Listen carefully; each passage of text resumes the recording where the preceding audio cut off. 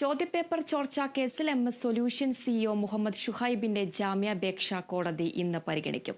Thamarassery first class magistrate കോടതിയാണ് case പരിഗണിക്കുക. വിവരങ്ങളുമായി അഭിന ചേരുന്നുണ്ട്. അഭിന, കൂടുതൽ വിവരങ്ങൾ എങ്ങനെയാണ്?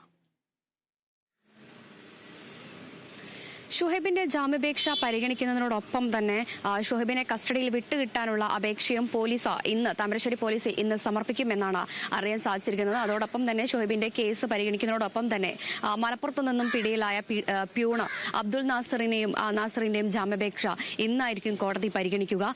അതോടൊപ്പം തന്നെ ഈ രണ്ടു കൂട്ടരെയും ഒരുമിച്ചിരുത്തി ചോദ്യം തന്നെ പോലീസ് കോടതിയിൽ അറിയിച്ചിട്ടുണ്ടായിരുന്നു. അതോടൊപ്പം തന്നെ ജാമ്യം ലഭിച്ച ഫഹദും അതുപോലെ തന്നെ ജിഷ്ണുവും ഈ രണ്ട് അധ്യാപകരെയും അതോടൊപ്പം തന്നെ ഷുഹൈബിനെയും അബ്ദുൾ നാസറിനെയും ഒരുമിച്ചിരുത്തി ചോദ്യം ചെയ്യണമെന്ന് തന്നെയാണ് പോലീസിന്റെ പ്രധാന ആവശ്യം. ഇക്കാര്യം ഇന്ന് കോടതിയെ താമരശ്ശേരി പോലീസ് പ്രധാനമായും അറിയിക്കും. അതോടൊപ്പം തന്നെ ഈ കേസിലേക്ക് എത്തിപ്പെടാൻ വേണ്ടുന്ന എല്ലാ തെളിവുകളും ക്രൈംബ്രാഞ്ച് നേരത്തെ തന്നെ ശേഖരിക്കുകയും ചെയ്തിട്ടുണ്ടായിരുന്നു.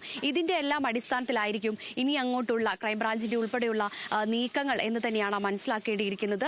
അതോടൊപ്പം തന്നെ ഈ ഷുഹൈബിനെ കസ്റ്റഡിയിൽ വിട്ടുകിട്ടേണ്ട ആവശ്യം എന്ന് പറഞ്ഞിട്ടുണ്ടെങ്കിൽ നേരത്തെ ഷുഹൈബ് പറഞ്ഞിട്ടുണ്ടായിരുന്നത് താൻ ചോദ്യപേപ്പർ ചോർത്തിയില്ല, കൃത്യമായി തങ്ങൾ പ്രവചനം ചെയ്ത ചോദ്യങ്ങൾ മാത്രമാണ് എന്നുള്ള ഒരു മൊഴിയിൽ തന്നെയായിരുന്നു ഷുഹൈബ് ആദ്യം മുതലേ ഉറച്ചു നിന്നിട്ടുണ്ടായിരുന്നത്. തുടർന്ന് ഈ ഒരു കേസുമായി ബന്ധപ്പെട്ട ഫഹദിനെയും ജിഷ്ണുവിനെയും ക്രൈംബ്രാഞ്ച് കസ്റ്റഡിയിലെടുക്കുന്ന ഒരു സ്ഥിതിയായിരുന്നു ഉണ്ടായിരുന്നത്. അന്ന് ഈ ഫഹദും അതുപോലെ തന്നെ ജിഷ്ണുവും പറഞ്ഞിരുന്നത് ഈ ഷുഹൈബ് നൽകിയിരിക്കുന്ന ചോദ്യങ്ങളാണ് തങ്ങൾ തയ്യാറാക്കി നൽകിയത് എന്നതായിരുന്നു അധ്യാപകർ നൽകിയിട്ടുണ്ടായിരുന്ന മൊഴി. പിന്നീട് ഷുഹൈബിന് പലതവണ നോട്ടീസ് അയച്ചെങ്കിലും ഷുഹൈബ് ഹാജരായിരുന്നില്ല. തുടർന്ന് ഷുഹൈബിന് ഹൈക്കോടതി നിർദ്ദേശപ്രകാരം മുന്നിൽ ഹാജരാവുകയായിരുന്നു. തുടർന്ന് ഈ ഷുഹൈബുമായ ഒരു മൊഴിയെടുപ്പ് നടത്തിയ ശേഷം ഷുഹൈബ് മൊഴി നൽകിയിരുന്നത് ഇപ്രകാരമായിരുന്നു. അതായത് ഫഹദും ജിഷ്ണും നൽകിയിരിക്കുന്ന കാര്യങ്ങളാണ്, അതായത് ചോദ്യങ്ങളാണ് താൻ തയ്യാറാക്കിയതും അതുപോലെ തന്നെ അതാണ് കുട്ടികളുടെ മുൻപിൽ അവതരിപ്പിച്ചിരിക്കുന്നതും എന്നായിരുന്നു ഷുഹൈബ് പറഞ്ഞിരുന്നത്. പക്ഷേ പോലീസിന് ഈ രണ്ട് തരത്തിലുള്ള മൊഴികൾ അത് ക്രൈംബ്രാഞ്ചിനെ സംബന്ധിച്ചിടത്തോളം അതൊരിക്കലും അംഗീകരിക്കാൻ കഴിയുന്ന ഒന്നായിരുന്നില്ല. അതോടൊപ്പം തന്നെ ഈ ചോദ്യം ചെയ്യലുമായി ആദ്യം മുതലേ ഫഹദും ജിഷ്ണു ഈ രണ്ട് അധ്യാപകരും ആദ്യം മുതലേ വലിയ രീതിയിൽ സഹകരിച്ചിട്ടുണ്ടായിരുന്നു. അതോടൊപ്പം തന്നെ കൃത്യമായ ചോദ്യങ്ങൾക്കെല്ലാം തന്നെ ഫഹദും ജിഷ്ണു ഈ രണ്ട് അധ്യാപകരും മറുപടി നൽകിയിട്ടുണ്ടായിരുന്നു. എന്നാൽ ഈ ഒരു കേസുമായി ബന്ധപ്പെട്ട് ഷുഹൈബ് യാതൊരു തരത്തിലും സഹകരിച്ചിരുന്നില്ല. അതോടൊപ്പം തന്നെ ഈ കോഴിക്കോട് സെഷൻസ് കോടതിയാണ് ഷുഹൈബിന്റെ കേസ് തള്ളിയിരുന്നത്. അതുകൊണ്ട് തന്നെയായിരുന്നു ഷുഹൈബ് ഹൈക്കോടതിയെ സമീപിച്ചിട്ടുണ്ടായിരുന്നത്. ഈ ഹൈക്കോടതി കഴിഞ്ഞ ദിവസം ഷുഹൈബിന് ഈ ഒരു കേസുമായി ബന്ധപ്പെട്ട് ജാമ്യം നൽകേണ്ടതായിരുന്നു. പക്ഷേ ഈ ഒരു സമയത്തായിരുന്നു ക്രൈംബ്രാഞ്ചിന്റെ അപ്രതീക്ഷിതമായിട്ടുള്ള ഒരു നീക്കം നടന്നത്. ഷുഹൈബിനെ കൃത്യമായി പറഞ്ഞാൽ ഷുഹൈബിനെ പൂട്ടുന്ന ഒരു സാഹചര്യം തന്നെയാണ് നമ്മൾ കഴിഞ്ഞ ദിവസങ്ങളിലെല്ലാം തന്നെ കണ്ടിരുന്നത്.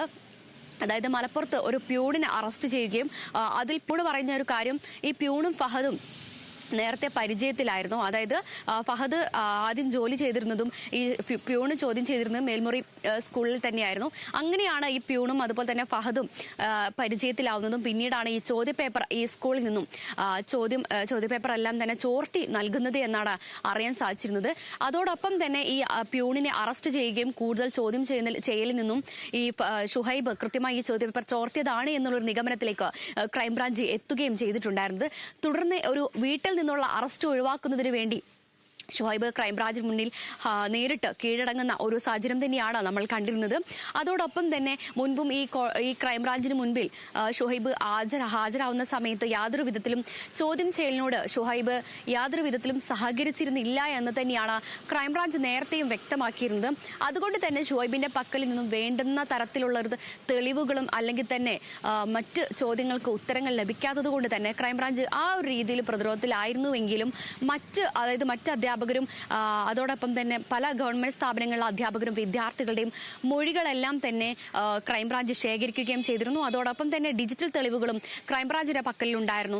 അതോടൊപ്പം തന്നെ ഷുഹൈബിന്റെ മൊബൈൽ ഫോണുകൾ ഫോറൻസിക് വിദഗ്ധർക്ക് പരിശോധനയ്ക്ക് അയക്കുകയും ചെയ്തിട്ടുണ്ട്. ഇനി എന്തായാലും ആ ഒരു പരിശോധനയിൽ നിന്ന് തെളിയുന്ന കാര്യങ്ങൾ കൂടെ ക്രൈംബ്രാഞ്ചിനെ സംബന്ധിച്ചിടത്തോളം ഇനി എടുക്കാനേ ഉള്ളൂ എന്നാണ് നമുക്ക് മനസ്സിലാക്കാൻ സാധിക്കുന്നത്. അതോടൊപ്പം തന്നെ ഇനിയുള്ള ദിവസങ്ങളിൽ ഇന്നിപ്പോ കോടതി ഈ ഒരു കേസ് പരിഗണിക്കുന്ന സമയത്ത് ഷുഹൈബിനെ കസ്റ്റഡിയിൽ പോലീസ് ക്രൈംബ്രാഞ്ച് ആവശ്യപ്പെടും.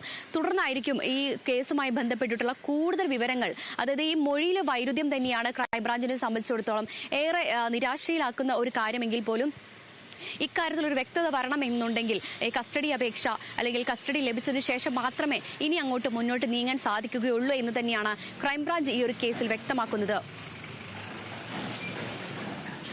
ചോദ്യപേപ്പർ ചോർച്ചാ കേസിൽ MS സൊല്യൂഷൻ CEO മുഹമ്മദ് ഷുഹൈബിന്റെ ജാമ്യാപേക്ഷയാണ് കോടതി ഇന്ന് പരിഗണിക്കുന്നത്.